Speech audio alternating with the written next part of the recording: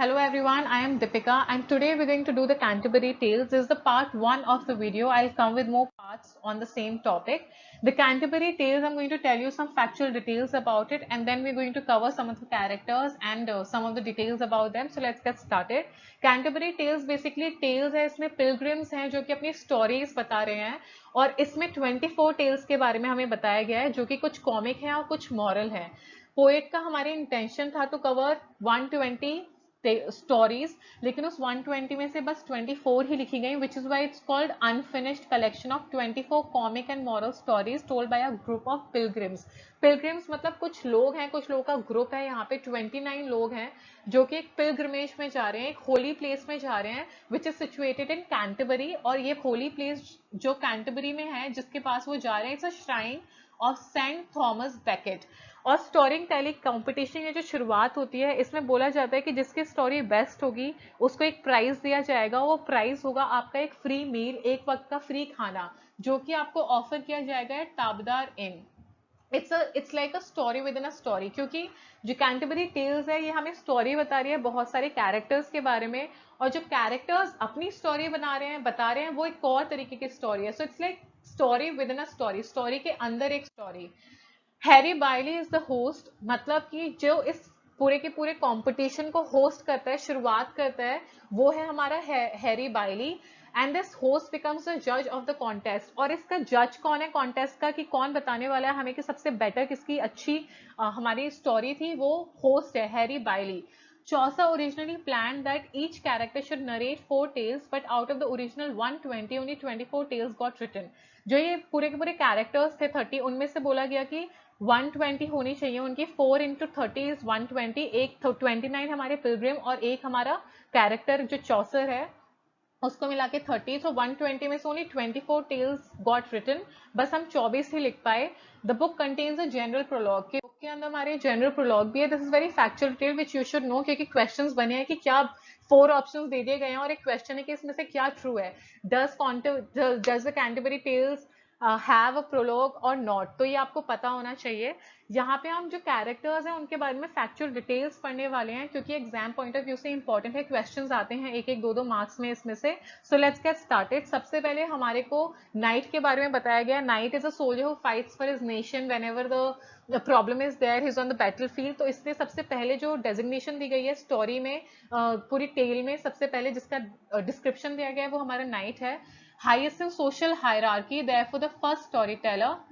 He is the first storyteller. He gets first chance to tell his story because he's highest in the social hierarchy. मतलब जितने भी लोग हैं उनकी ranks में सबसे टॉप रैंक आती है नाइट की, उसके बाद सब उससे नीचे ही हैं, इसीलिए उसको फर्स्ट स्टोरी टेलर बोला गया है. ब्रेव वर्दी एंड ऑनरेबल, मतलब क्योंकि उसका कैरेक्टर इस तरीके से, एक नाइट जो होता है वो बहुत ही वर्दी ऑफ ब्रेव ऑनर्स है और he is very brave, which is why he is a knight. Represents the value of chivalry, truth, honour and justice. ये सारी वैल्यूज हमारे नाइट के द्वारा दिखाई जा रही हैं. The square is the son of night and is completely opposite to what the night is. उससे बिल्कुल ही completely opposite है the night's son. He is 20 years old. He is young, youthful, handsome, good looking, curly hair. He's got curly hair. Sorry, contrast the king. Contrast the knight. He's completely opposite to the character of the knight. जितनी भी qualities हमारे knight में है, ऐसी qualities कुछ भी square में नहीं है जो उसका बेटा है. He is vain and young man, मतलब उसके अंदर कोई भी strong या अच्छी qualities as such नहीं है. And he is a young man. He is youthful. He enjoys singing, writing poetry and horse riding. These are the things which he likes. Considers himself a ladies man, मतलब he is very popular among women. He is very famous. Every lady wants to be with him. So he is very popular among women. ये सारे के सारे factual details आपको याद रखनी है. Next is your yeoman. He is a servant who accompanied the knight in the square. जो knight और square के लिए खाना बना रहा है पूरे उस pilgrim में, ये लोग जो पूरा रास्ता जर्नी अपनी कवर कर रहे हैं उसमें उनके साथ कौन आया है, cook, who is the yeoman, and he is accompanying the knight in the square. What is he wearing? He is wearing a coat and a green hood. मतलब एक कोट है, उसके ऊपर हुड जो है उसके कलर क्या है आपका, green. He has some weapon which is a bow and a sword. So he's got 2 weapons. One is bow and the second one is sword. The prioress, ये बहुत ही इंपॉर्टेंट कैरेक्टर है, फैक्चुअल जो questions हैं 2-3 बार आ चुके हैं इसमें से. Her name is madam Eglantine. What's her name? Madam Eglantine. She is wearing a gold brooch with love conquers all inscribed in Latin. जैसे मैंने आपको पहली वीडियो में अपना बताया कि किस तरीके से जो नॉर्मन्स आए थे उन्होंने अपनी लैंग्वेज फ्रेंच को एक लॉ, लैंग्वेज ऑफ लॉ बना दिया था, लैंग्वेज ऑफ हाई पीपल बना दिया था. हाई रैंक के जो लोग थे वो फ्रेंच बोल रहे थे, और जो लैटिन थी हमारी वो कहाँ शिफ्ट हो गई? जितने भी पीजन थे या फिर पुअर पीपल थे उनके बीच में.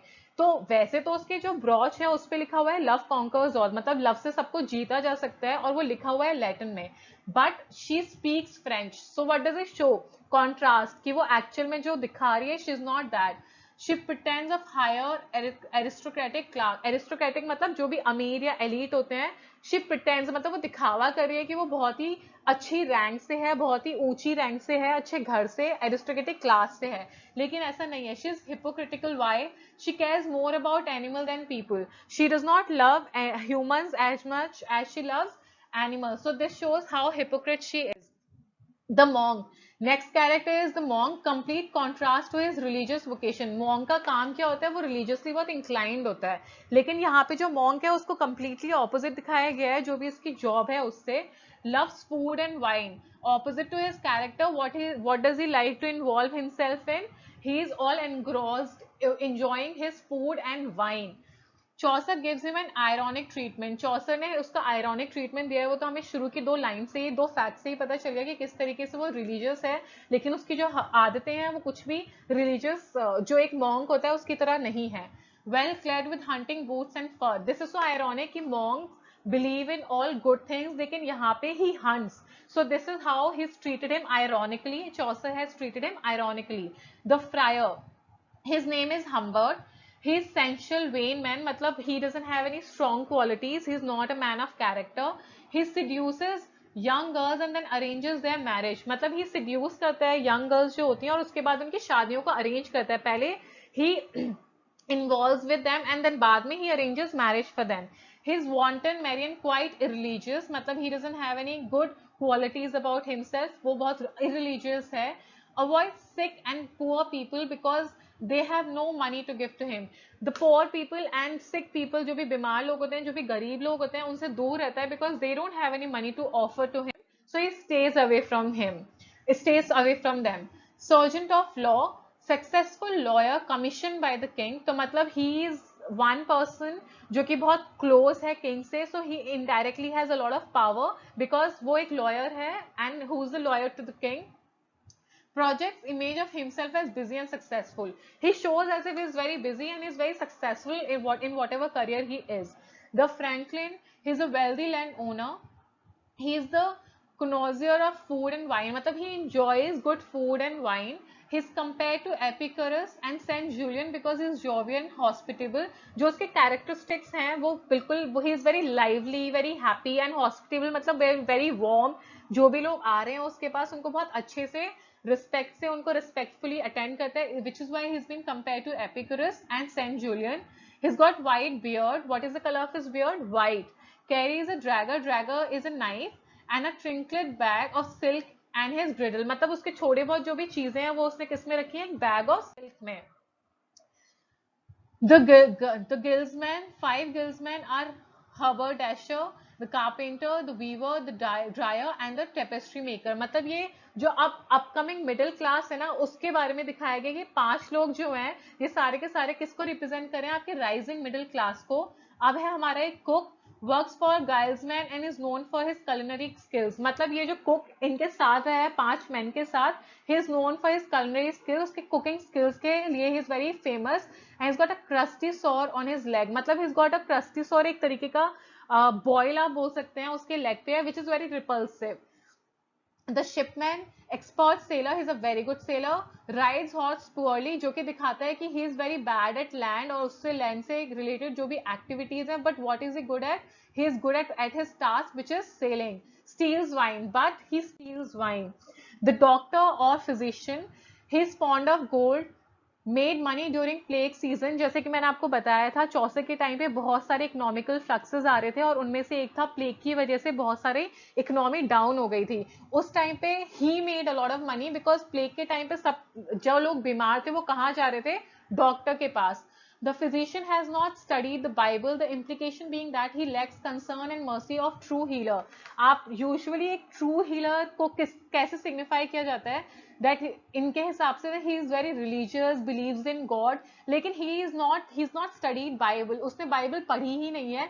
तो कोई उसको जो एक true healer जो एक होता है कि आप बहुत अच्छे से pure heart से किसी को heal कर रहे हो, सही कर रहे हो, वो उसके अंदर quality ही नहीं है। The wife of bath, one of the most important character जो अभी तक बहुत सारे एग्जाम्स में टेस्ट कर लिया गया है। हर नेम इज एलिसन, हमारे wife of bath. Wife of bath मतलब बाथ एक जगह है जहां से ये वाइफ आई है और उसका नाम एलिसन है। और इसे वाइफ के नाम से क्यों सिग्निफाई किया है, because she had 5 husbands and now she is in search of 6th one। जो उसका 5th husband था उसका नाम जेंकिन था, she was very fond of him। अब वो पांचों के पांचों are dead, now she's come to look for a 6th husband which is wife of Bath because she's very famous in her town which is Bath and she's come to look for 6th husband on the pilgrimage। तो मतलब pilgrimage में भी उसका motive सबसे ज्यादा एक husband को find करना है, then going to the shrine। her name is Alison, she is a professional weaver, उसका profession एक weaver का है। she is gap toothed, मतलब उसके जो दांत हैं, टीथ हैं, उसके बीच में गैप है। और earlier it was believed जिनके टीथ के बीच में थोड़ा सा भी गैप होता है, they are very sexually active। so she's been indirectly ये जो उसका गैप टूथ है उसका एक कैरेक्टरिस्टिक दिखा रहा है that she is sexually very active। somewhat deaf, she was slapped by one of her husbands which is why she is deaf। she wears scarlet red stocking, ये जो red stocking है it's all stark red, एकदम bright जो आपको color है, it shows how bright her personality is। she is not someone who's subdued by the mentality of people around her। उस time पे women को इतना acknowledgement नहीं मिलता था, but she doesn't care about it, she is doing what her heart says, her mind says। she has been married 5 times, जैसे मैंने आपको बताया उसकी 5 बार शादी हो चुकी थी, and she's going to Canterbury to find a 6th husband। she uses the statements from Bible to suit her purpose। basically a smart woman uses language as a tool to justify herself and her doings। she says, जो उसकी tell है वो भी बहुत interesting है जो हम in length पढ़ने वाले हैं। जो भी बाइबल में लिखा गया है, जितने भी स्टेटमेंट्स हैं, उन सबको वो अपने फेवर में यूज करती है बहुत ही स्मार्टली। और इससे ये कहा गया है कि बाइबल में जो भी लैंग्वेज एक टूल की तरह उसने यूज किया है, मतलब एक वेपन की तरह यूज किया है, कि जो भी बाइबल में बोला जा रहा है या रिलीजियस टेक्स्ट में लिखा गया है उसको वो अपने हिसाब से मैनिपुलेट करती है, जो भी लिखा गया है उसको, और अपने हिसाब से बोल के अपने आप को डिफेंड करती है। हमारा नेक्स्ट कैरेक्टर्स हैं Parson and Ploughman. They both are brothers और इनका बड़ा ही पॉजिटिव कैरेक्टर हमें दिखाया गया है by Chaucer. Positive portray poor but holy and virtuous man. तो अभी तक हमें बस बताया गया है कि पार्सन ही वो इंसान है जो कि होली है और वर्चुअस मैन है, जिस got good character and who believes in religion. Chaucer is full of admiration for his sole devout churchman in the entire company। यही एक पूरा कैरेक्टर है जो पूरा का पूरा डिवोटेड है चर्च के लिए। So his character is a very positive character, at least the portrayal of his character is very positive। The plowman, he is the brother of Parson, ये brother है Parson का। Honest work and virtuous man, just like his brother, he shares the same characters। wears a tabda smock that reflects his poverty। उसने बहुत ही एक worn out cloth पहना हुआ है, उससे दिखाता है कि वो कितना पुअर है। he doesn't have a lot of money। the miller and municipal, the miller, he's a red beard, he's got a red beard। he wears a full blue hood and a green coat। I hope you remember किस तरीके से जो night और उसका सन था उनके साथ जो कुक आया था, the young man, he was wearing a green hood but he is wearing a blue hood which is a different, and you have to keep this in mind, and a white coat, the color of his coat is white। he is an expert at wrestling, so he is really good at wrestling। he has an animal-like instinct and steals corn। So animal-like instincts can be seen that he is really passionate about wrestling. He is an expert at it, and he steals corn। The municipal, he works at inns of court। He is in charge of getting provisions for the court। और though illiterate, he is smart and frugal। frugal मतलब वो होता है जो भी इंसान थोड़ा सा इकोनॉमिकल होता है अपने खर्चे को लेके, मतलब he is not really spend thrift, मतलब इतना ज्यादा खर्चा नहीं करता है। सो ही इज वेरी स्मार्ट, कि मतलब वो वो इलिटरेट है लेकिन फिर वो प्रोविजंस ऑफ कोड को संभाल रहा है, ही is got the charge of it, so which shows that he is a very very smart character. So this was about it. हमने बहुत ही क्विकली सारे के सारे फैक्चुअल डिटेल्स देख ली अपने बहुत इंपॉर्टेंट कैरेक्टर्स के बारे में.